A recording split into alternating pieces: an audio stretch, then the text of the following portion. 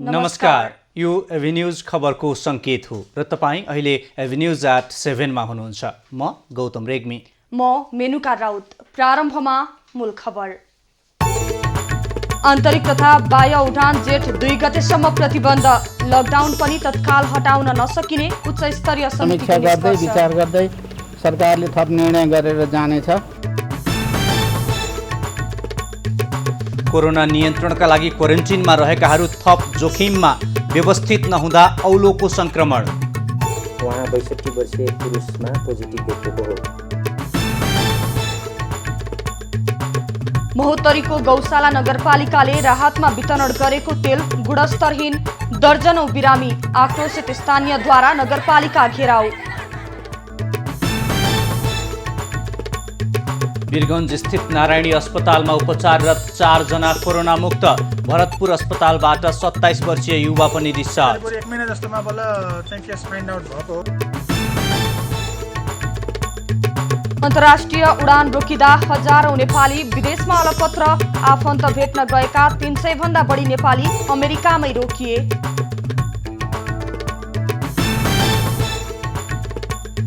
कोरोनाले विश्वभर मृत्यु हुनेको संख्या 2 लाख नजिक। अमेरिकामा मात्रै 52,000 भन्दा बढीको मृत्यु। 8 लाख निको भए।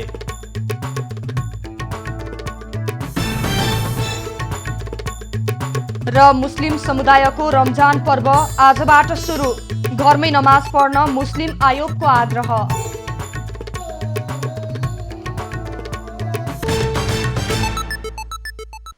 गौतम, कोरोना संक्रमणको नियन्त्रण प्रयास स्वरूप नेपाल लकडाउनको अवस्थामा छ र यो लकडाउनलाई चाहिँ सरकारले वैशाख 15 गतेसम्म लागू गर्ने निर्णय गरिसकेको छ।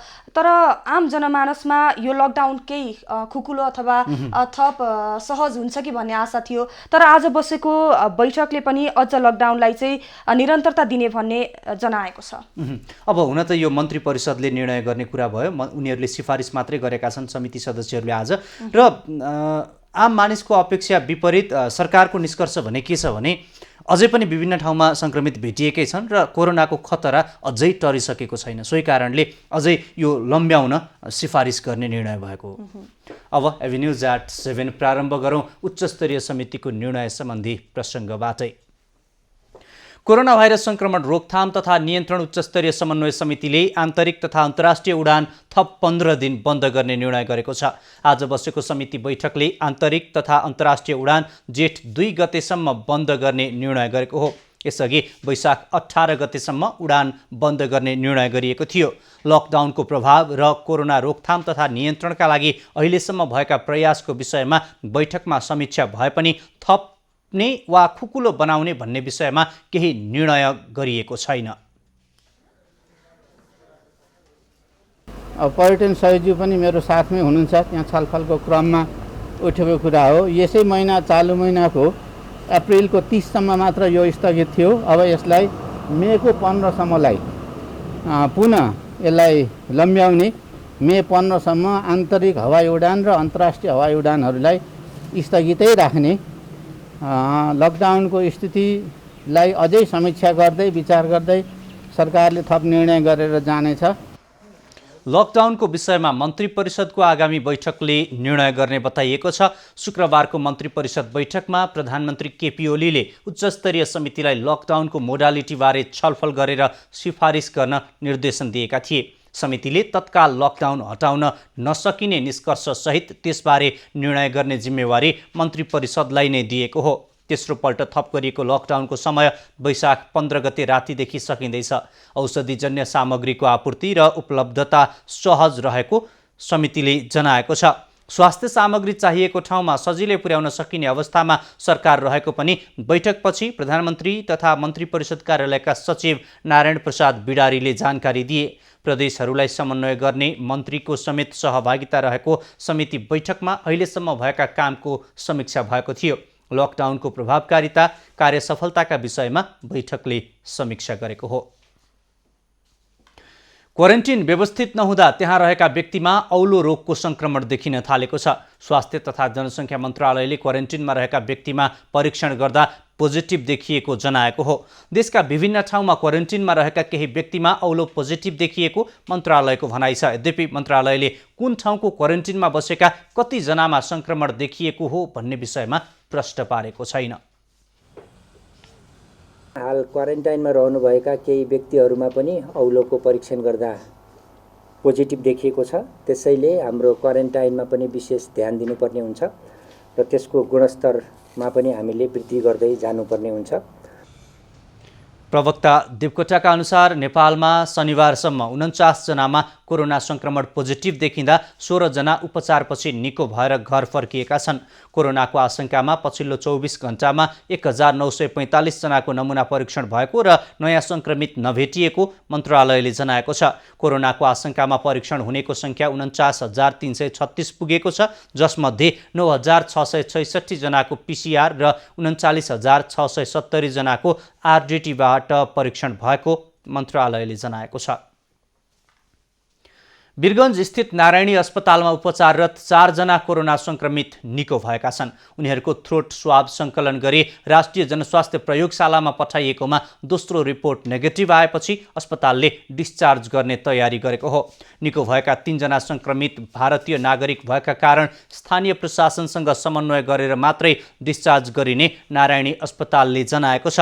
लकडाउनका कारण भारत सरकारले उनीहरूलाई तत्काल जिम्मा लिने सम्भावना नभएकाले वीरगञ्जकै क्वारेन्टिनमा पठाउने तयारी प्रशासनको छ। निको हुनेमा 34, 44 र 55 वर्षका भारतीय नागरिक र रौतहटका 19 वर्षीय किशोर छन्। अस्पतालको आइसोलेसन कक्षमा उपचार गराइरहेका 4 जना कोरोना सङ्क्रमितको तेस्रो रिपोर्ट नेगेटिभ आएको हो। लगातार दोस्रो रिपोर्ट नेगेटिभ आएपछि उनीहरूलाई डिस्चार्ज गर्न लागि हो। चैत 30 गते वीरगञ्ज र वैशाख 2 गते रौतहटबाट ल्याएर भर्ना गरिएका 4 जना कोरोना सङ्क्रमित उपचारपछि निको भएका हुन्। जनकपुरबाट ल्याइएका सर्लाहीका 14 वर्षीय किशोरको पनि सोही अस्पतालमा उपचार भइरहेको छ। उनको अवस्था सामान्य छ। कोरोना संक्रमण पुष्टि भएका चितवनका 2 मध्ये 1 जनालाई आज भरतपुर अस्पतालले डिस्चार्ज गरेको छ। बेलायतबाट फर्किएपछि कोरोना संक्रमण पुष्टि भएको चितवनका 27 वर्षीय युवकलाई डिस्चार्ज गरिए पनि उनी संक्रमित आमासँगै घर फर्किने भन्दै अस्पतालमै बसेका छन्। सायद त्यो रोगको संक्रमण भएपछि करिब 1 महिना जस्तोमा बल्ल चाहिँ केस फाइन्ड आउट भएको हो। त्यसकारण त्यो रोगको करिब अन्तिम अवस्थातिर हुनुहुन्थ्यो होला। त्यसले गर्दाखेरिमा हामीले 1 हप्ता पछाडि रिपिट टेस्ट गर्दाखेरिमा त्यसमा नेगेटिभ आयो र फेरि 24 घण्टापछि दोस्रो रिपोर्ट पनि नेगेटिभ आयो। त्यसकारणले उहाँसँग कुनै लक्षणहरू पनि थिएन, एसिम्टोमेटिक नै हुनुहुन्थ्यो। त्यसले गर्दाखेरिमा त्यो रोगको पनि भाइरस चाहिँ घट्दै गइसकेको थियो होला पहिला। त्यसले गर्दाखेरिमा अहिले 1 हप्ता पछाडि नेगेटिभ आयो र उहाँलाई चाहिँ कम्प्लिटली निको भएको भन्ने हामीले भन्न सक्यौँ। यहाँ चाहिँ हामीले कुनै पनि लक्षण नभएको हुनाले त्यस्तो एक्टिभ म्यानेजमेन्ट चाहिँ गर्नु परेन, तर केही डेभलप हुन्छ कि अप्ठ्यारो पर्छ कि भनेर हामीले चिकित्सकको निगरानीमा राखेर उपचार चाहिँ गर्यौँ। तर त्यो चाहिँ साधारण उपचार मात्रै गर्यौँ हामीले, किनभने कुनै जटिलताहरू उत्पन्न नभएको। औषधि हामीले साधारण त्यही अलिअलि जिउ दुख्ने अथवा त्यही सिटामोल प्यारासिटामोल त्यही मात्रै दियौँ, अरू दिनु परेन। जस्तो अब अरू डाक्टर साहबहरू पनि हुनुहुन्छ होइन, प्रत्यक्ष उपचारमा संलग्न पनि यहाँहरू हुनुहुन्थ्यो होला कतिपय समयमा काउन्सिलिङका रूपमा पनि। जस्तो डाक्टर साहब उहाँले अहिले आफू चाहिँ सार्वजनिक हुन नखोज्नुको कारण चाहिँ मिडियामा किन उहाँ सार्वजनिक हुनु भएन? त्यस्तो ठ्याक्कै एन्सर त दिनु भएन। हामीले उहाँसँग इन्टरकमबाट कुराहरू गऱ्यौँ। कुराहरू गर्दाखेरि हजुरहरूले इन्फर्मेसन दिनु होला, मेरो बारेमा सबै इन्फर्मेसन दिन मिल्यो। तर अब अहिले म आमालाई डिस्चार्ज हुने बेलामा मैले केही कुराहरू भन्न पर्ने भए भन्छु भन्नुभयो र अस्पतालको सूचना अधिकारीसँग यस अस्पतालमा लिएको सेवाहरूमा मोरहरूले हामी सबै कुरामा सन्तुष्ट छौँ, यहाँहरूले जुन सिस्टम फलो गर्नुभएको छ भन्नुभयो। त्यसपछि हामीले थप सोध्न पनि चाहेनौँ। उहाँले त्यस्तो मिडियामा आउन नचाहेको भनेर मेरो व्यक्तिगत अधिकार हो भनेपछि धेरै कुरो सोधियो।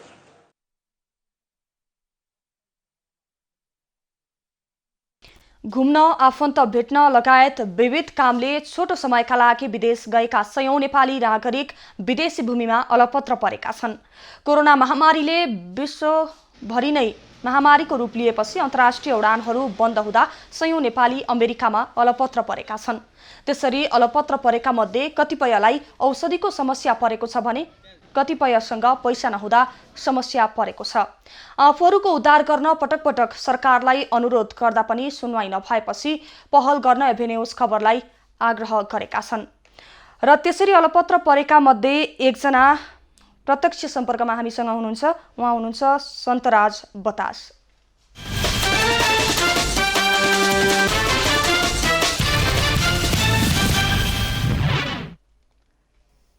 सन्तराजजी, तपाईँलाई एबी न्युज खबरमा स्वागत छ।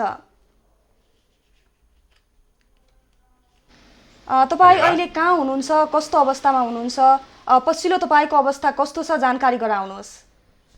म अहिले संयुक्त राज्य अमेरिकाको भर्जिनिया स्टेटमा छु। हामी यहाँ आएदेखि लकडाउनको अवस्थामा छौँ तर सुरक्षित छौँ। अब हुन त तपाईँहरू छोटो समयका लागि त्यहाँ जानुभएको भनिएको छ। तपाईँहरू कहिले जानुभएको थियो, त्यसपछि तपाईँहरूले भोग्नु परेको समस्या, तपाईँहरूले पटक पटक उद्धारका लागि गर्नुभएको आग्रह, सुनवाई नभएका यी तमाम विषयमा अलिकति विस्तृतमा बताइदिनुहोस् न। के भोग्नुभयो तपाईँहरूले त्यहाँ? यसमा म आएको यो 6 मार्चमा आएको थिएँ र अचानक मैले यो 22 तारिकको बेलुकाबाट चाहिँ नि मार्चको बेलुकाबाट फ्लाइट नेपालमा ल्यान्ड गरिसक्नु पर्ने भन्ने कुरा आयो। यसमा पहल गऱ्यौँ हामीले। मेरो व्यक्तिगत कुरामा त मैले टिकट पाउन सकिनँ, मेरो 24 तारिकको थियो। अब अहिले यसै लकडाउनमा बस्नु पर्दाको अवस्था के छ भने नेपालबाट विभिन्न भिसामा, भिजिटर भिसामा आएका चाहिँ पनि यस्ता महानुभावहरू हुनुहुन्छ। कोही आफ्नो चाहिँ नि बच्चाहरू भेट्न आएका छन्, कोही चाहिँ स्वास्थ्य उपचारलाई आएको छन्, कोही ट्रेनिङको लागि आएको छन्। अब हामीले पनि यो लकडाउन चाहिँ लामो समय जान्छ भन्ने हाम्रो अनुमान थिएन। लामो समय गएको कारणले गर्दा कसैको औषधि सकिएको अवस्था छ, विद्यार्थीहरूको हकमा चाहिँ उनीहरूको कलेज बन्द छ। नेपाली विद्यार्थीको कुरा गर्नु पर्दाखेरि उहाँहरूले पार्ट टाइम काम गरेर चाहिँ नि आफ्नो जीविका चलाइरहेको अवस्था छ भने अहिले पार्ट टाइम काम गर्ने अपर्च्युनिटी पनि बन्द भएको अवस्थामा चाहिँ हामी यसरी भिजिटर भिसामा आएका विद्यार्थीहरू चाहिँ एकदम पीडित अवस्थामा छौँ। रहेको कुरो अब यहाँ अमेरिकामा बस्ने नेपालीहरू जो चाहिँ नि ट्याक्स पेयर हुनुहुन्छ उहाँलाई राहत वितरण गरेको छ। तर हामी भिजिटर भिसामा कति दिनसम्म हाम्रो रिसोर्सले बस्ने भन्ने कुरो चाहिँ बडो जटिल समस्यामा हामी छौँ। तपाईहरू यसरी बसिरहँदा समस्या परेको कुरा त तपाईँले बताइसक्नु भएको छ र नेपाल फर्कनको लागि पहल गर्न तपाईँले कस्तो चाहिँ कसलाई आग्रह गर्नुभयो, कस्तो पहलहरू अगाडि बढाउनु भएको छ? यो पहल गर्ने क्रममा मैले व्यक्तिगत हिसाबमा अमेरिकाभरि छरिएर बसेका चाहिँ नेपाली दाजुभाइहरू कतिजना हुनुहुन्छ भनेर चाहिँ मैले अनलाइन एउटा फर्म डेभलप गरेको थिएँ। त्यसमा चाहिँ खसोखस भन्ने अनलाइन पत्रिकाले चाहिँ बडो सहयोग गरेर चाहिँ डाटा निकाल्न मलाई सहयोग गर्यो र हालसम्म 250 जना नेपालीहरू मेरो डाटामा आइसकेको छ। यो गर्ने क्रममा मैले नेपाल एमबेसीमा नि रिक्वेस्ट गरेँ। उहाँहरूले पनि एउटा इमेलमा त पठाउनु भयो कि अब सरकारले लकडाउनको घोषणा गरेको छ, तपाईँ जहाँ बस्नुहुन्छ सुरक्षित बस्नुहोस्, के नयाँ खबर आएमा खबर गर्नेछु भन्नुभयो। र हिजो मात्र फेरि मैले फलोअप गर्दाखेरि हाम्रो कुरा भइरहेको छ, हामी कोसिस गर्दैछौँ भन्नुभयो। र यसमा सम्पूर्ण मन्त्रालय, गृह मन्त्रालय, परराष्ट्र मन्त्रालय, पर्यटन मन्त्रालय सम्पूर्णमा मैले अफिसियल मेल जहाँ छ उहाँको अनलाइन पाएकोमा मैले पठाएको छु, हाम्रो रिक्वेस्ट पठाएको छु। त्यसमाथि पनि हामीले के रिक्वेस्ट गरेका छौँ भने नेपाल सरकारलाई हामीले कुनै पनि आर्थिक भार नदिइकन हामी नेपाल आउन तयार छौँ। तपाईँले ल्यान्डिङ पर्मिसन मात्र दिनु पर्यो। त्यहाँ आउने खर्च, त्यहाँ लाग्ने क्वारेन्टाइनमा यदि बस्नुपर्छ भने क्वारेन्टाइनको खर्च, क्वारेन्टाइनलाई चाहिने होटेल पनि हामीले सम्पर्क गरिसकेका छौँ। तर हाम्रो आग्रह के भने यदि रोगी छ भने अमेरिका सरकारले पनि यहाँबाट पठाउँदैन। त्यहाँ हामीले सरकारलाई के रिक्वेस्ट गर्न चाहन्छौँ भने अमेरिका बस्नेमा सबै रोगी छ भनेर सोच्नु भएन। यहाँ तपाईँको करिब 33 करोड जनसङ्ख्या छ, 33 करोडमा 33 कोटी रोगी होइन। र मान्छेहरू वेल डिसिप्लिनमा घरमा चाहिँ नि बन्दमा लकडाउनको अवस्थामा चाहिँ सेल्फ क्वारेन्टाइनमा बसेको अवस्था छ, रोग सर्छ अथवा बढ्छ भनेर। र एयरपोर्टमा पनि त्यही किसिमबाट एकदमै अनुशासनका साथ उहाँले डिल गर्नुहुन्छ। यो दिमागबाट यो हटाइदिनु पर्यो कि युरोप अमेरिकाबाट आएको नागरिक हुँदैमा चाहिँ नि रोगी हुन्छ भन्ने चाहिँ सोचिदिनु भएन। अब हुन त अहिले गैर-आवासीय नेपाली सङ्घले जुनसुकै देशमा रहेका नेपालीहरू भए पनि सजिलोमा अप्ठ्यारोमा जस्तो अवस्थामा हुनुहुन्छ, हामीहरू सम्पर्कमा छौँ, सहयोग चाहिनेलाई सहयोग गरिरहेका छौँ भन्ने किसिमका अभिव्यक्ति त्यहाँका पदाधिकारीको आइरहेको छ। तपाईँले अहिलेसम्म व्यक्तिगत रूपमा जति पहल गर्नुभयो त्यो पहलमा सहजीकरण गरिदिने, समन्वय गर्ने कुरा अमेरिका स्थित गैर-आवासीय नेपाली सङ्घले गरेको छ कि छैन, अथवा उनीहरूसम्म यो समस्या पुगेकै छैन कि? मैले चाहिँ नि अनलाइन मार्फत कुरा राख्ने कोसिस गरेँ। हिजो पनि एउटा साथीसँग सम्पर्क भयो एनआरएन, तर उहाँहरूको पहिलो प्राथमिकता पनि एनआरएन साथीहरूको नेपालमा अमेरिकामा भएका नेपालीहरू जो यहाँका सिटिजन छन्, ग्रिन कार्ड होल्डर छन्, उहाँहरूको चाहिँ नि एउटा रेस्क्युमा अथवा उहाँको सपोर्टमा रहने रहेछ उहाँको उद्देश्य चाहिँ नि। तैपनि मैले पनि आग्रह गरेको छु, उहाँले पनि हिजो मात्र अनलाइन फर्म एउटा चाहिँ नेपालमा अमेरिकामा कतिजना नेपाली फस्नु भएको छ भनेर अनलाइन फर्म डेभलप गर्नु भएको छ। मैले हाम्रो डाटा पनि उहाँलाई सेयर गर्छु भनेको छु। खासै त्यस्तो चाहिँ नि अब हाम्रो पहल के हो भने हामी टेम्परेरी भिसामा कोही 1 हप्ता, कोही 15 दिन, कोही 20 दिनको भिसामा चाहिँ कोही ट्रेनिङमा आएका छन्, कोही भेटघाटको लागि आएका छन्, यस्ता नागरिकहरूको लागि चाहिँ नि नेपाली जान पाए हुन्थ्यो भने हाम्रो जिकिर हो। किनभने अरू अन्य एनआरएनले हेर्ने भने यहीँ बसिरहेका नेपालीहरू जो सिटिजन छन् अथवा पिआर छन् अथवा ग्रिन कार्ड छन्, उहाँहरूलाई चाहिँ बढी प्राथमिकता हेरेको देखिन्छ। उहाँले पक्कै पनि सहयोग गरिराख्नु भएको छ। मैले अनलाइनको न्युजहरू सहयोग गरिराख्नु भएको छ। हुन त अब तपाईँले व्यक्तिगत रूपमा पहल गरिरहनु भएको छ, अनलाइन मार्फत, टेलिफोन मार्फत विभिन्न व्यक्तिसँग, संस्थासँग, नेपाल सरकारकै पनि विभिन्न निकायसँग पनि कुरा गरिरहनु भएको छ। अहिले एभिन्युज खबर मार्फत तपाईँ नेपाल सरकार र सरकारवाला निकाय जो यसरी तपाईँहरू जस्तो विदेशबाट नेपाल फर्किन चाहिरहनु भएको छ, विशेष काम परेर त्यहाँ गए पछाडि के गर्नुपर्छ? अब तपाईँहरूको उद्धारको लागि नेपाल सरकारबाट ठ्याक्कै तपाईँले गर्नुभएको अपेक्षा चाहिँ के हो? हाम्रो अपेक्षा के हो भने हामीले चार्टर फ्लाइट मार्फत नेपाल आउन पाउनु पर्यो। हामी नेपाली नागरिक हौँ।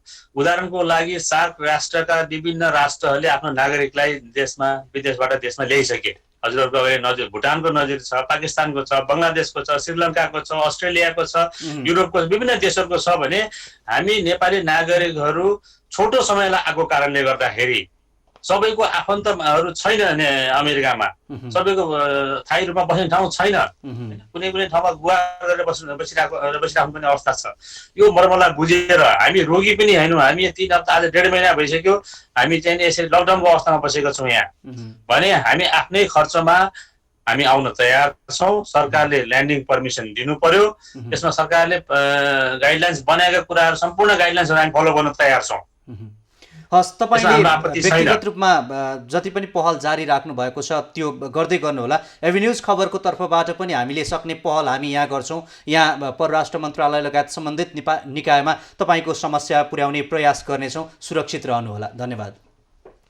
धन्यवाद अभिनाश जी। उहाँ हुनुहुन्थ्यो सन्तराज बतास, अमेरिकामा छोटो समयका लागि जानुभएका नेपाली नागरिक मध्येका एकजना र मार्चको 22 तारिकमा नेपाल आइसक्नुपर्ने भए पनि त्यहाँको लकडाउन अर्थात् अन्तर्राष्ट्रिय विभिन्न उडानहरू बन्द भइसकेपछि त्यहीँ फस्नु भएको छ र उहाँ जस्तै अन्य व्यक्ति पनि रहेको भनेर हामीले जानकारी पायौँ। मेनुका सबैजना अहिले कसरी हुन्छ स्वदेश फर्काइदियोस् सरकारले भन्नेमा हुनुहुन्छ। पक्कै पनि गौतम, जसरी उहाँहरू छोटो समयका लागि तयारी गरेर जानुभएको थियो तर निकै लामो समयसम्म लकडाउनका कारण उहाँ फसेपछि चाहिँ समस्या भएको भनिएको छ र औषधि त्यसै गरी पैसाको समस्या भएको भनेर पनि गुनासोहरू आइरहेका छन् र यसतर्फ चाहिँ सम्बन्धित निकायको ध्यान जाओस् भन्ने हामी चाहन्छौँ। गौतम, मुस्लिम समुदायको रमजान पर्व आजबाट सुरु भएको छ तर लकडाउनका कारण यसपालि यो पर्व पनि अलिकति प्रभावित भएको छ र कोरोना महामारीकै कारण चाहिँ रमजानका बेला मस्जिदमा भिडभाड नगरी घरभित्रै नमाज पढ्न पनि आग्रह गरिएको छ। मुस्लिम समुदायको महत्त्वपूर्ण पर्व रमजान र यो सामूहिक पर्व पनि मानिन्छ। उनीहरू मस्जिदमै भेला भएर सामूहिक रूपमा नमाज पढेर 1 महिनाभरि रोजा बसिसकेपछि यो सामूहिक रूपमा फेरि नमाज पढेर ईद उल फित्र मनाएर मतलब यसको विभिन्न किसिमका तरिका जुन थिए त्यो सामूहिक रूपमा सम्पन्न गर्ने चाड हो। तर अहिले यो कोरोना भाइरसका कारण सरकारले लकडाउन गरिसकेपछि सम्पूर्ण मुस्लिम समुदायलाई घरमै बसेर नमाज पढ्न आग्रह गरिएको छ र आज हामीले हेर्ने हो भने काठमाडौँको घण्टाघर स्थितको जामे मस्जिद पनि सुनसान देखिएको थियो। अब यसै सम्बन्धी थप खबर। मुस्लिम समुदायको पवित्र पर्व रमजान शनिबारबाट सुरु भएको छ। रमजानमा मुस्लिम धर्मावलम्बीहरू 1 महिनासम्म उपवास बस्छन्। त्यसलाई रोजा भन्ने गरिन्छ। सूर्योदय हुनु करिब 2 घण्टा अगाडि केही खानेकुरा खाई रोजा सुरु हुन्छ। सूर्यास्त भइसकेपछि अवतारिक गरी रोजा खोल्नुपर्छ। मुस्लिम धर्ममा रोजा अशक्त, बिरामी र बालबालिका बाहेक सबैलाई अनिवार्य छ। रोजा बस्नेहरूले आफ्नो शरीरलाई चोखो राखी दिनमा नियमित 5 पटक नमाज पढ्नुका साथै रातमा थप तरावीको नमाज पढ्ने गर्दछन्। रमजानमा 30 दिनको रोजा पुरा गरिसकेपछि ईदको चाँद अर्थात् चन्द्रमा हेरेर भोलिपल्ट ईदगाहमा गई सामूहिक रूपमा नमाज पढेर ईद उल फित्र मनाइन्छ। कोरोना महामारीका कारण रमजानका बेला यसपालि मस्जिदमा भिडभाड नगरी घरभित्रै नमाज पढ्न मुस्लिम आयोगका अध्यक्ष समीम मिया अन्सारीले मुस्लिम समुदायलाई अपिल गरेका छन्। रोगको कुनै जात र धर्म नहुने भन्दै उनले लकडाउन तथा सामाजिक दूरीका नियमहरू पर्वका बेला पनि पालना गर्न सबैलाई अपिल गरेका छन्। शनिबार काठमाडौँको घण्टाघर स्थित नेपाली जामे मस्जिद पनि सुनसान देखियो। मस्जिदभित्रै बस्ने केही धर्मगुरु र कर्मचारीले कोरोना भाइरसका लागि अपनाइएको सामाजिक दूरी कायम गर्दै नमाज अदा गरेका थिए। महोत्तरीको गौशाला नगरपालिकाले राहतमा वितरण गरेको तेल खाँदा दर्जनौं स्थानीय बिरामी परेका छन्। राहतमा बाँडिएको खाने तेलमा बनाइएको तरकारी खाएपछि गौशाला नगरपालिका 4 का 2 दर्जनभन्दा बढी महिला र बालबालिका बिरामी परेका हुन्। तेल खाएपछि सो ओडाका अधिकांशलाई पखालाको समस्या देखिएको हो। राहतमा खाने तेलको नाममा अमृत ब्रान्डका प्रशोधित पामोलिन खाने तेल वितरण गरेको भन्दै स्थानीयले नगरपालिकाको कार्यालय समेत घेराउ गरेका छन्। कहेला चाहे छी कथी है बात कहला चाहे छी हमनी मरे ओकरो मरे के चाही हमनी के जरे हम सब गरीब छी गरीब आदमी खाला मर छी वैष्णव छी आ वैष्णव त हम त माछ न मछली खावला आदमी छी आ तोर आदमी के भारत पेट में दर्द भेल एक सराने 4 प्राण छे 4 प्राण एक सराने खराब भेल हर बेटी अभी काल फूल से पेट कोनी हानले भात न खाई है अभी 1 रुपया नहीं गोटी लावे 1 रुपया नहीं कथि क के लई है हमरो ओना होइए सबके हमरा घर में एकरे सब देलै आगे थोड़ी दैत रहली जिरी से नाप नाप के दैत रहलै पानी में ध ध के पेट दुखाई तेल खा लेली हम फेंक दे दवाई दिलको कि न अभी तक ना दिलको अब तेल कथि देल की सरकार देले है कि आप के बांटले है ओइ दिन तेल लैली आ ओइ दिन से ओना मन खराब भेल हबे त दवाई दिलक कि न दिलक ना दिलकै अहाँ सब मंगली दवाई किनो कि न हम सब हरस के माल में न त कोइ जाई मांगे दवाई अति कहे तब न जैती। गौशाला नगरपालिकाले सर्वसाधारण बिरामी भएको घटनाको छानबिन गर्ने जनाएको छ। बिरामीको उपचार र दोषीलाई कारबाही गर्ने प्रतिबद्धता पनि नगरपालिकाले जनाएको छ।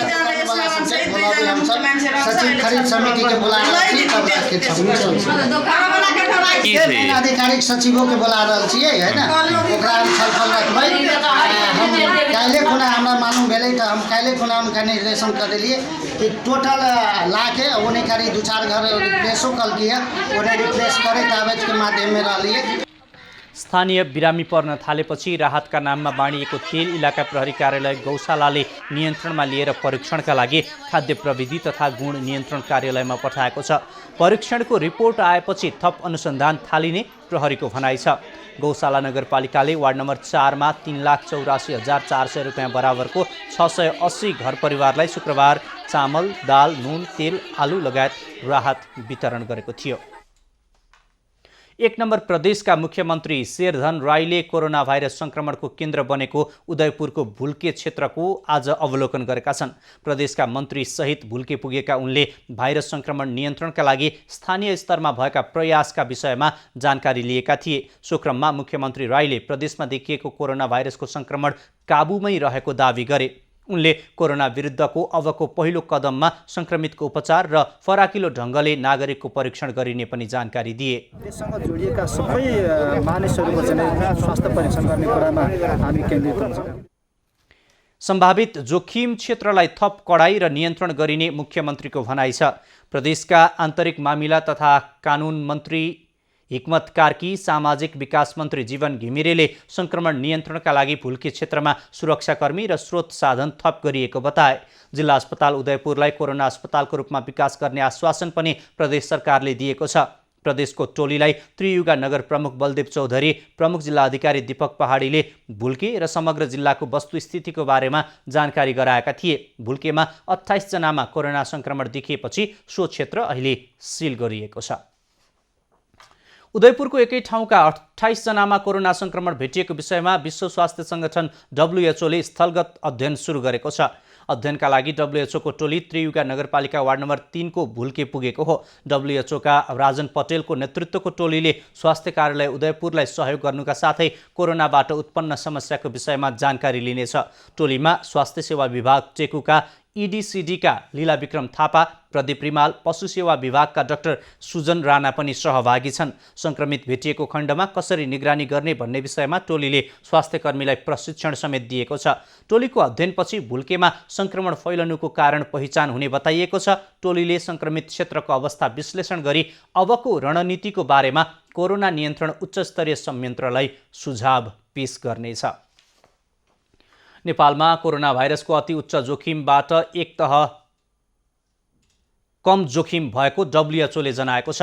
विश्व स्वास्थ्य संगठन डब्ल्युएचओले कोरोना भाइरसको रोकथाम तथा नियन्त्रणमा खेलेको भूमिकाको कारणले गर्दा नेपाललाई अति उच्च जोखिमबाट उच्च जोखिममा झारेको हो। छिमेकी मुलुक चीनको वुहान शहरमा कोरोना भाइरस देखिएको र भारतसँगको खुला सीमाका कारण नेपाललाई अति उच्च जोखिममा राखिएको थियो। स्वास्थ्य तथा जनसङ्ख्या मन्त्रालयका सहप्रवक्ता डाक्टर समीर कुमार अधिकारीले नेपालले कोरोना भाइरसको रोकथाम र नियन्त्रणमा गरेको उपचार पद्धति देखेर डब्ल्युएचओले अति उच्च जोखिमबाट उच्च जोखिममा झारेको जानकारी दिए। मन्त्रालयका अनुसार नेपालले लकडाउन तथा अन्तर्राष्ट्रिय र भारतीय नाका बन्द गरेपछि संक्रमणको जोखिम कम रहेको र उच्च जोखिममा झारिएको हो। नेपालमा कोभिड-19 संक्रमण फैलिन नदिनका लागि गत चैत 11 गतेदेखि लकडाउन गरिएको छ। कोभिड-19 को परीक्षणको दायरा समेत बढाइएकाले अति उच्च जोखिमबाट तल झरेको बताइएको छ। सरकारले मुलुकभर कोभिड अस्पतालका रूपमा 25 वटालाई हब अस्पतालमा कोरोना संक्रमितको मात्रै उपचार गर्ने व्यवस्था मिलाएको छ। नेपालमा अहिले 15 स्थानमा पीसीआर र सबै जिल्लामा आरडीटी विधिबाट परीक्षण जारी राखिएको छ। विदेशबाट आएका मानिसलाई अनिवार्य रूपमा क्वारेन्टिनमा राखिएको छ। कोभिड-19 अर्थात् कोरोना भाइरस संक्रमित हुनेमा विश्वमै महिलाको तुलनामा पुरुषको संख्या बढी देखिएको छ। नेपालमा पनि कुल संक्रमित 49 जना मध्ये 40 पुरुष नै छन्।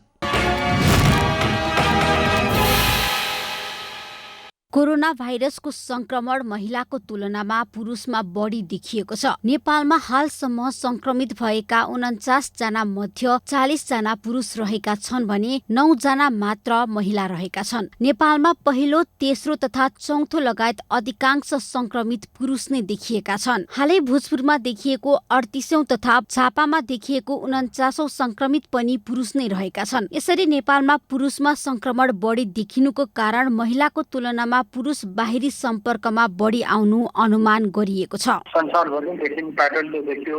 अब उनीहरू अहिलेको अवस्थामा भन्न सकिने कुरा चाहिँ उनीहरू धेरै जसो चाहिँ पुरुषहरू धेरै मुभमेन्ट गर्ने यता जाने, महिलाहरू घरभित्र चाहिँ अलिकति अहिलेसम्म पनि अलिक सीमित अवस्था हुने भएकोले हुनसक्छ। इम्युन पावरको कुरा त अब भन्नुपर्ने छ, तर संसारभरिको प्याटर्नै त्यस्तै छ। विश्वमा नै कोरोना संक्रमितको संख्या हेर्ने हो भने महिलाको तुलनामा पुरुषमा बढी देखिएको छ। चीनको रोग नियन्त्रण केन्द्रले गरेको एक अध्ययनमा पनि कोरोना संक्रमितको संख्या महिलाको तुलनामा पुरुष नै बढी रहेको देखिएको छ। कोरोना भाइरस नयाँ भएका कारण यसमा खोज तथा अनुसन्धान भइरहेका छन्। तर यो भाइरस पुरुषमा किन बढी देखिए भनेर गरिएका केही अध्ययनले भने महिलाको तुलनामा पुरुषमा संक्रमण देखिनुको मुख्य कारण अस्वस्थकर जीवनशैली मानेको छ। अध्ययनले महिलाको तुलनामा पुरुषले अत्याधिक मात्रामा धूम्रपान र मद्यपान सेवन गर्ने भएकाले भाइरसले पुरुषलाई छिट्टै आक्रमण गर्ने देखिएको छ। यसका साथै जैविक र सामाजिक एवं सांस्कृतिक कारणले पनि पुरुष बढी प्रभावित भएको प्रारम्भिक अनुसन्धानहरूले देखाएको छ। आर्थिक र उपचारमा पहुँच लगायतका कुराले पनि पुरुषमा बढी देखिएको हुन सक्ने वैज्ञानिकहरूको अनुमान छ। एभी न्यूज खबरका लागि त्रिगुडा भट्टराई बस्नेत, काठमाडौँ।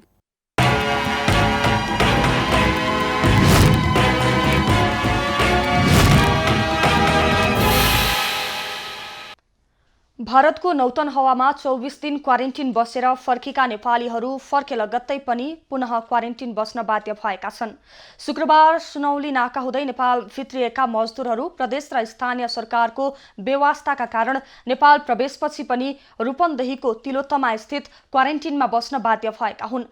नेपाल भित्रिए लगत्तै सम्बन्धित स्थानीय तहले जिम्मा नलिएपछि 10 जनालाई स्वास्थ्य परीक्षणपछि पुनः क्वारेन्टिनमै राखिएको हो। सम्बन्धित गाउँपालिकाले चाहिँ समन्वय गरे भने उहाँहरूलाई अहिले यहाँबाट लैजान सक्नुहुन्छ। होइन भने हामीले उहाँहरूलाई 14 दिनसम्म यहाँ राखेर उहाँहरूको फेरि यहाँ आइडिटी टेस्ट गराएर उहाँहरूको नेगेटिभ आइसक्यो भनेपछि हामी पठाउँछौँ र अब पोजिटिभ आयो भने अब उहाँहरूलाई आइसोलेसनतिर पठाउने कुरो हुन्छ। स्वदेश फर्के लगत्तै पनि क्वारेन्टिनमा बस्न बाध्य हुनेमा बागलुङ, धादिङ, जाजरकोट, स्याङ्जा, खोटाङ र मोरङ लगायतका जिल्लाका बासिन्दा छन्। उनीहरूले आफूहरूलाई घर फर्कने वातावरण बनाइदिन अनुरोध गरेका छन्। आनन्द बसेर बिताउनु हुने हाम्रो चाहना भएरै हिँडेको मात्र आफ्नो नेपालमै जे भए पनि आफ्नो नेपालमा आएर बसेर बाबुआमासित बस्नु पाउन खुसी लाग्छ। क्वारेन्टिनमा बस्न बाध्य हुनेहरू भारतको दिल्ली, हरियाणा, गाजियाबाद लगायतका ठाउँबाट फर्केका हुन्। सीमा नाका बन्द भएका कारण उनीहरूलाई 24 दिन अघि नेपाल भारत सीमाको इन्टर कलेज नौतन हवा क्वारेन्टिनमा राखिएको थियो। सो क्वारेन्टिनमा रहेका करिब 100 नेपाली हिजो स्वदेश फर्केका थिए। धनगढी स्थित सेती प्रादेशिक अस्पतालमा उपचाररत कोरोना संक्रमित महिलाको चौथो रिपोर्ट पोजिटिभ आएको छ। धनगढी उपमहानगरपालिका 5 की 34 वर्षीय महिलाको चौथो पटक गरिएको परीक्षणको रिपोर्ट पोजिटिभ आएको हो। गत चैत 22 गते कोरोना पुष्टि भएपछि संक्रमित ती महिलाको 4 पटकसम्म परीक्षण भइसकेको छ।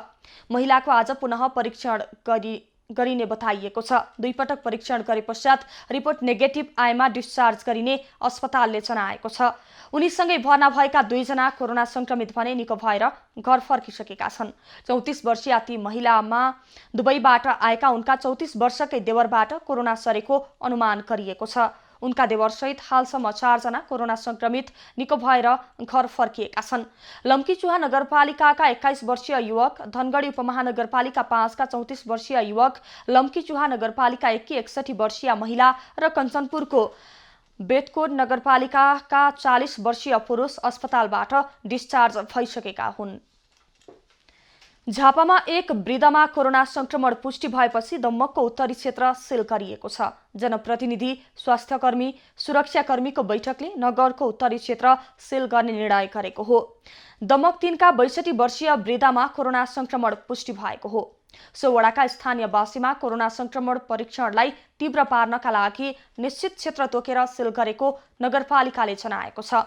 नगरपालिकाको उत्तरमा मावापुलदेखि बेलडागी 1 सम्म, दक्षिणमा कृष्ण मन्दिर राजमार्गसम्म, पूर्वमा हिमालय माविदेखि बेलडागी 1 सम्म र पश्चिममा मावाखोलासम्मको क्षेत्रमा आवत जावत लगायत सम्पूर्ण गतिविधि पूर्ण रूपमा निषेध गरिएको छ। सो क्षेत्रका स्थानीयको आरडीटी परीक्षण गर्ने तयारी छ। नगरपालिका र स्थानीय प्रशासनले दमकको उत्तरी क्षेत्रमा रहेको भुटानी शरणार्थी शिविरलाई पनि सेल गरेको छ। अहिले दमकको क्वारेन्टिनमा 41 जना बसिरहेका छन्। उनीहरू सबैको स्वास्थ्य अवस्था सामान्य रहेको छ।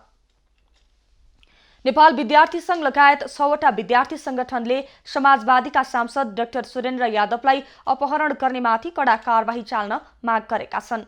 6 विद्यार्थी संगठनले आज संयुक्त विज्ञप्ति जारी गर्दै सांसदलाई जबरजस्ती मानसिक दबाव दिने, अपराधिक कार्यमा संलग्नलाई कानूनी कारबाहीको दायरामा ल्याई हदैसम्मको कारबाही गर्न माग गरेका हुन्। विद्यार्थी संगठनहरूले सरकारले कारबाही अघि नबढाए आफै कारबाही गराउन बाध्य हुने चेतावनी समेत दिएका छन्। नेविसंघका अध्यक्ष राजीव ढुङ्गाना, समाजवादी विद्यार्थी युनियनका अध्यक्ष रूपनारायण श्रेष्ठ लगायतका विद्यार्थी नेताहरूले संयुक्त रूपमा प्रेस विज्ञप्ति जारी गर्दै कारबाहीको माग गरेका हुन्। समाजवादीका सांसद यादवलाई पूर्व आइजी सर्वेन्द्र खनाल, नेकपाका सांसदहरू महेश बस्नेत र किसान श्रेष्ठले अपहरण गरेर ल्याएको समाजवादी पार्टीले आरोप लगाउँदै आएको छ। कोरोना भाइरसको जोखिमका कारण सरकारले बन्दाबन्दी गरेपछि ललितपुरको रातो मच्छिन्द्रनाथको जात्रा प्रभावित भएको छ। हजारौंको घुइँचो लाग्ने यो जात्रा यस वर्ष परम्परा धान्नको लागि मात्र मनाइएको छ। जात्रा अन्तर्गत वैशाख शुक्ल प्रतिपदाको दिन मच्छिन्द्रनाथको रथारोहण गरिएको छ। पुरै रथ बनाउन नसकिए पनि देवतालाई राख्ने ठाउँसम्म बनाएर परम्परालाई निरन्तरता दिएको हो। विगतमा पनि धेरै पटक अप्ठ्यारो अवस्था आउँदा समेत कहिल्यै जात्रा नरोकिएको जानकारहरू बताउँछन्। रातो मच्छिन्द्रनाथलाई सहकालका देवताको रूपमा पनि लिइन्छ। करिब 2 महिना चल्ने नेपालकै सबैभन्दा लामो रथयात्रा रातो मच्छिन्द्रनाथको रथलाई ललितपुरको सुन्धारा लगनखेल हुँदै जावलाखेल पुर्याएर साइत अनुसार भोटो देखाई मच्छिन्द्रनाथको मूर्तिलाई बुङमतीमा लगेपछि जात्रा समापन भएको मानिन्छ। लकडाउनका कारण मलखाद नपाउँदा पूर्वका किसानहरू मारमा परेका छन्। खेती लगाउने समयमा रासायनिक मल नपाएपछि बिक्री केन्द्रहरूमा किसानहरूको लामो लाइन लाग्न थालेको छ। लकडाउनमा सरकारले कृषि सम्बन्धी काम गर्न रोक नलगाए पनि मलखाद अभावले कृषि कार्य प्रभावित हुन थालेको छ। 1 नम्बर प्रदेशका सुनसरी, मोरङ लगायतका जिल्लाका किसानले लकडाउनसँगै मलखाद नपाएको गुनासो गर्न थालेका हुन्। लकडाउनका कारण मोरङको सुन्दरहरैचा क्षेत्रका किसानहरूले आवश्यक मलखाद नपाएको गुनासो गरेका छन्। 10 किलोले अब 10 कट्ठालाई पनि भ्याउँदैन, 20 कट्ठा 1 बिघालाई चाहिएको हो। अब यसमा के कसरी गर्ने हो अब यति नै यसरी यो कति लगाउने पाउन त मैले त पाइएको छैन पाउन पर्ने 10 बोरा जति कति जग्गा छ तपाईको जग्गा त 3 बिघा 3 बिघा अहिले कति पाउँदै हुनुहुन्छ मल र 10 किलो मात्रै जे चाहिन्छ त्यो एउटा लिन आएको नराम्रो टेपी भिडाको छ चाहिएको छ नराम्रो टेपी लाउनु भनेको हैन अनि हामीले जे चाहिएको त्यही लानुपर्छ लान पाउनु लकडाउनका कारण मलखाद विक्रेताहरूले समेत आवश्यकता अनुसार मलखाद बिक्रीका लागि ल्याउन नसकेको कारण सुन्दर हरैचा क्षेत्रका किसानहरूले चाहिए जति मल खरिद गर्न सकेका छैनन्। लकडाउनका कारण नेशनल ट्रेडिङ र कृषि सामग्री संस्थानमा मल अभाव भएकाले किसानको माग अनुसार मल उपलब्ध गराउन नसकेको विक्रेताको भनाइ छ। पर्याप्त आउन थाल्यो भने 10 केजी हैन हामी बोरा दिन सक्छौं हैन तर उताबाट भने जति मल आउन सकेन भने हामीलाई सबैलाई बाँड्नुपर्छ। यो भनेको अब सबैको समस्या हो, एकजनाको मात्रै समस्या होइन। त्यो कारणले गर्दाखेरि सबैलाई हामीले जसरी बाँड्दाखेरि सकिन्छ त्यही तरिकाले हामी बाँड्छौँ। मकै बालीमा हाल्न तथा अगुवा धान बालीका लागि अहिले रासायनिक मल हाल्ने समय भएको छ, तर किसानले आवश्यकता अनुसार मल खरिद गर्न पाएका छैनन्। आवश्यकता अनुसार मल खाद उपलब्ध नभएपछि जनप्रतिनिधिको रोहबरमा एक किसानलाई 10 केजीका दरले बिक्री गर्न सुरु गरिएको छ।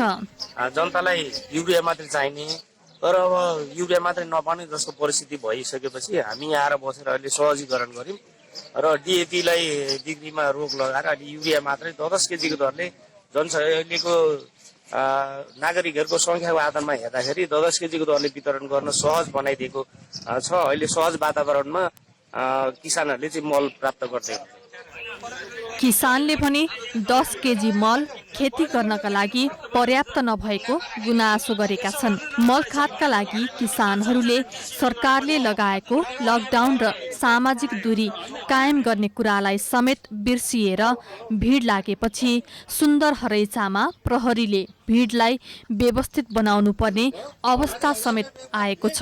विगतमा टोल टोलमा सहकारीले रासायनिक मल बिक्री गर्दै आए पनि यो वर्ष सहकारीले पनि पर्याप्त मल पाएका छैनन्। एबी न्यूज खबरका लागि क्षमताभन्दा बढी कैदीबन्दी भएका कारण कैलाली कारागारमा कोरोना संक्रमणको जोखिम देखिएको छ। 150 जना क्षमता रहेको जीर्ण कारागारमा अहिले 467 जना कैदी राखिएको छ। कोरोना भाइरस संक्रमण रोक्न विभिन्न क्षेत्रमा सजगता अपनाइरहेका बेला कैलाली जिल्ला कारागारमा भने कोरोनाको जोखिम बढ्ने देखिएको छ। सरकारले कोरोना संक्रमणबाट जोगिन सामाजिक दूरी राख्न अपील गरेको भए पनि कारागारमा क्षमता भन्दा 4 गुणा बढी कैदीबन्दी हुँदा त्यो सम्भव देखिएको छैन। 150 जना क्षमता रहेको जीर्ण कारागारमा हाल 467 जना राखिएको छ। हाम्रो यो क्षमताभन्दा बढी कैदीबन्दी छ। यो रोगले हामीलाई यदि रोगभित्र भयो भने यो पुरै ध्वस्त हुने सम्भावना छ। त्यसो हुँदाखेरि यो सामग्री पहिलो आएको हुनाले हामी जो खुसी छौँ कैदीबन्दीहरू। कैदीबन्दीलाई खान, बस्न, सुत्न निकै समस्या भएको छ। कोरोना संक्रमणको त्रासको समयमा कैदीबन्दीहरूलाई सरसफाइका सामानहरूको पनि अभावको अवस्था छ। अब 150 क्यापासिटी हामी 500 जना रहेका छौँ। समस्या छ। कोरोना संक्रमण नियन्त्रणका लागि भरसक प्रयास गरे पनि स्वास्थ्य सामग्री नहुँदा समस्या भएको कारागार व्यवस्थापनले जनाएको छ। साबुन पानी ट्याङ्की राखेर सुरक्षा सतर्कता अपनाइए पनि त्यो पर्याप्त नभएको सुरक्षाकर्मीको भनाइ छ। आउने त बाहिरबाट हो। पानी ट्याङ्की राख्यौँ, साबुन पानी, सेनिटाइजर तर पर्याप्त मात्रामा चाहिँ उपलब्ध थिएन। आज यो स्वास्थ्य सामग्री अहिले पर्याप्त हुन्छ। योभन्दा पूर्व चाहिँ पर्याप्त चाहिँ थिएन। साबुन पानी चाहिँ थियो, सेनिटाइजरहरू चाहिँ अफिसले उपलब्ध गराए तापनि त्यो पर्याप्त मात्रामा चाहिँ उपलब्ध गराएको थिएन। यसैबीच कारागारका कैदीबन्दीको स्वास्थ्यलाई ख्याल गर्दै साइन नेपाल गैर सरकारी संस्थाले सेनिटाइजर, साबुन तथा मास्क लगायतका स्वास्थ्य सामग्री सहयोग गरेको छ। यहाँ चाहिँ रहेका कैदीबन्दीहरूको निम्ति चाहिँ सरसफाइ सामग्रीहरूको खाँचो छ भन्ने सूचना हामीसम्म पुगेकोले अनि जिल्ला प्रशासन कार्यालयको रोहबरमा अहिले हामी चाहिँ केही सरसफाइ सामग्रीहरू हस्तान्तरण गर्न यो कैलाली कारागारमा आइपुगेका छन्। कैदीबन्दीका लागि 300 बोतल सेनिटाइजर, सर्जिकल मास्क 2920 थान, ग्लोभ्स 900 थान र 432 थान साबुन उपलब्ध गराइएको हो। कैदी बन्दीहरूका लागि सो स्वास्थ्य सामग्रीले केही राहत भए पनि अझै स्वास्थ्य सामग्रीको खाँचो रहेको छ। यसका लागि अन्य निकायबाट समेत सहयोग हुन जरुरी छ। एभिन्यूज खबरका लागि धनगढी ब्युरोको रिपोर्ट। लकडाउनले बजार बन्द भएपछि भोजपुरका पोल्ट्री व्यवसायी मर्कामा परेका छन्। उत्पादित कुखुरा बिक्री नहुँदा र कुखुरालाई खुवाउनका लागि दाना ल्याउन पनि नपाउँदा व्यवसाय नै धरापमा परेको छ। लामो समय लकडाउनका कारण उत्पादित कुखुरा बिक्री हुन नपाउँदा तथा कुखुरालाई खुवाउने चारो नपाउँदा भोजपुरका कुखुरा व्यवसायीलाई समस्या भएको हो। ब्रोइलर कुखुराको बिक्री गर्न 2 महिनाको समय भए पनि लकडाउनले बिक्री ठप्प हुँदा दैनिक 50,000 भन्दा बढीको घाटा भइरहेको रिदम पोल्ट्री फार्मका सञ्चालक अनिल बस्नेतले बताए। 3 वर्ष विदेश बसेर बिरामी भएर व्हील चेयरमा स्वदेश फर्केका बस्नेतको अरुण गाउँपालिकाको सिक्रेटार र पालपालेमा रहेको फर्ममा अहिले 6,000 को हारहारीमा कुखुरा छन्। कुखुरालाई खुवाउने चारो नहुँदा दैनिक 20 देखि 25 वटाको हारहारीमा कुखुरा मर्न थालेका छन् भने एउटा कुखुरालाई अर्को कुखुराले जिउँदै खान थालेका छन्। अझै यस्तै अवस्था रहेमा फर्म नै बन्द गर्नुपर्ने अवस्था आएको उनको भनाइ छ। खुवाउन सक्ने अवस्था छैन, चारो खुवाउन नसकेर कुखुराले कुखुरा खाएर मरिरहेको अवस्था छ। अहिले समस्या एकदम जटिल हो। अब कहीँबाट यो बचाउनका लागि चाहिँ कहीँबाट कुनै स्रोत जुटाउन सकिन यतिखेर भनेदेखि एकदम यो चाहिँ सबै खेर जाने अवस्था छ। यी कुखुराहरू चाहिँ खाडल खनेर गाडी दिए पनि हुन्छ। अब बिक्री ठप्प भए पनि बाहिरबाट पैसा खोजेर ल्याएर दिनुपर्ने अवस्था भएको फर्म सञ्चालकको भनाइ छ। बस्नेतको फर्ममा स्थापना कालबाट नै 4 जनाले रोजगारी पाएका छन्। बजार बन्द रहेका कारण बिक्रीका लागि तयार भएका कुखुरा चारो अभावमा मर्न थालेपछि उनीहरूको समेत रोजगारी गुम्ने अवस्थामा छ। कुखुराले बजार नपाएपछि रोजगार गुम्नेमा कामदार पनि चिन्तामा छन्। कुखुरा पालक कृषकहरूको समस्या समाधान गर्न पहल गर्ने जिल्ला प्रशासन कार्यालय भोजपुरले जनाएको छ। चारो खरिद तथा कुखुरा बिक्रीका लागि सवारी पास उपलब्ध गराइरहेको र यसको व्यवस्थापनको लागि सरकारवालासँग छलफल गरेर समाधान गरिने प्रशासनको भनाइ छ। फार्म सञ्चालकहरूले हामीलाई अन्य साना बजारहरूमा पनि लगेर बिक्री गर्न सकिन्छ भनेर अनुरोध गरिआउनु भयो भने उहाँहरूलाई हामी सवारी साधनको पास उपलब्ध गराउँछौँ र त्यही सवारी साधनमा राखेर उहाँहरूले बिक्री वितरण गर्न सक्ने व्यवस्था मिलाउन सकिन्छ। लकडाउनका कारण कुखुरा बिक्री नहुँदा भोजपुरका पोल्ट्री फार्म व्यवसायीहरूलाई समस्या भएको छ। यसमा सरकारवाला पक्षले ध्यान दिनुपर्ने उनीहरूको माग छ। चारो अभावमा कुखुरा भटाभट मर्न थालेकाले काम गर्नेलाई तलब दिन समेत समस्या भएको छ। भोजपुरबाट युवराज विष्टको रिपोर्ट। लकडाउनले मिल्क होलिडेको समस्या खेप्दै आएका बाराका पशुपालक किसानमा पछिल्लो समय पशुलाई नै कसरी जीवित राख्ने भन्ने समस्या थपिएको छ। लगातारको लकडाउनले पशु आहारको ढुवानी गर्न नपाउँदा उनीहरू समस्यामा परेका हुन्। उन्नत जातका 10 वटा गाई पालन गरेका जेतपुर सिमारा 4 औराहाका अर्जुन र राधिका ढकाल दम्पतिलाई लकडाउनले उत्पादन बिक्रीको समस्या त छँदै थियो, त्यो भन्दा पनि गाईलाई बचाउन ठूलो समस्या भएको छ। हामीलाई एक ट्रक चाहिँ नै पराल काटेको पराल किनेर ल्यायौँ भने 1 हप्तालाई पुग्छ है। अब काटेको पराल चाहिँ नै धेरै स्टक गर्न पनि सकिँदैन। एक गाडी लिएर आयो भने 1 हप्तालाई हुन्छ। अब त्यो गाडी चल्न बन्द। हेर्नुहोस् है, हामीले चाहिँ अब यो गाईहरूलाई बचाउनको लागि के खुवाउने भन्ने ठुलो समस्या। दुधलाई कहिले दही बनाइन्छ होइन, कहिले पनिर बनाइन्छ, अनि कहिले काहीँ त्यो दुग्ध विकास बोर्डले हामीलाई तालिम दिएको थियो। भरतपुर गएर नि तालिम लिएर आएको मैले। अनि त्यसलाई कहिले काहीँ मिठाईहरू खुवा बनाएर यस्तै बनाएर बेचिरहेको छु। 14वटा दुध सङ्कलन केन्द्र राखी दैनिक 11,000 लिटर दुध सङ्कलन गर्दै आएको डुमरबाना दुग्ध उत्पादन संस्थाले लकडाउनपछि मिल्क होलिडे गरी हप्ताको 1 दिन मात्रै किसानका दुध लिन थालेको छ। 1 दिन सङ्कलन गरिएको दुधबाट दुधजन्य पदार्थ उत्पादन गर्ने गरिएको छ। किसानहरू चाहिँ धेरै दाना चोकर पनि नपाउने, तपाईँको दुध पनि व्यवस्थापन गर्न सहकारी मार्फत पनि नसकिएको, बजार नभएको हिसाबले चाहिँ असाध्यै उहाँहरू छ। किसानहरूलाई कम्तीमा यो संवेदनशील विषय छ। व्यावसायिक रूपमा पशुपालन गर्ने किसानहरू लकडाउनमा बढी समस्यामा परेका छन्। किसानले आफ्नो उत्पादन बिक्री हुन छोडेपछि क्षणिक रूपमा भए पनि वैकल्पिक उपाय खोज्न थालेका छन्। उनीहरू अहिले दुधबाट बन्ने परिकार, खुवा, दही, घिउ र पनिर जस्ता वस्तु घर घरमै बनाउन थालेका हुन्। नेपाल सरकारले त्यस्तो अवस्थामा दुधको खपत हुन नसकेको भने दुग्धजन्य पदार्थहरू जस्तै पनिर, खुवा, घिउ, दहीहरू बनाएर दुधलाई केही समयसम्म ती दुधका पदार्थहरूलाई राख्न सकिने भएकोले हामीले सानो प्रयास गरेको छौँ।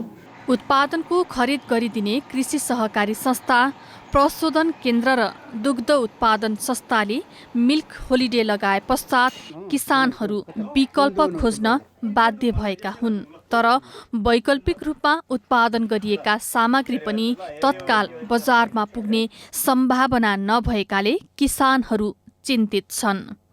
बाराबाट इन्दीप कोइरालाको रिपोर्ट। अब पालो एबी न्यूज एट मौसमको। एबी न्यूज एट मौसमको साथमा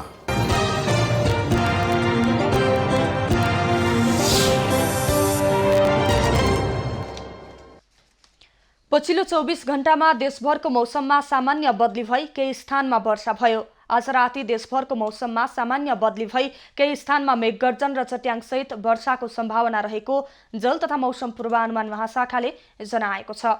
काठमाडौँ उपत्यकाको आजको अधिकतम तापक्रम 25 डिग्री सेल्सियस र न्यूनतम तापक्रम 14 डिग्री सेल्सियस मापन गरियो। आज देशभरको मौसम कस्तो रह्यो त? हेरौँ देशका विभिन्न स्थानको मौसमी अवस्था।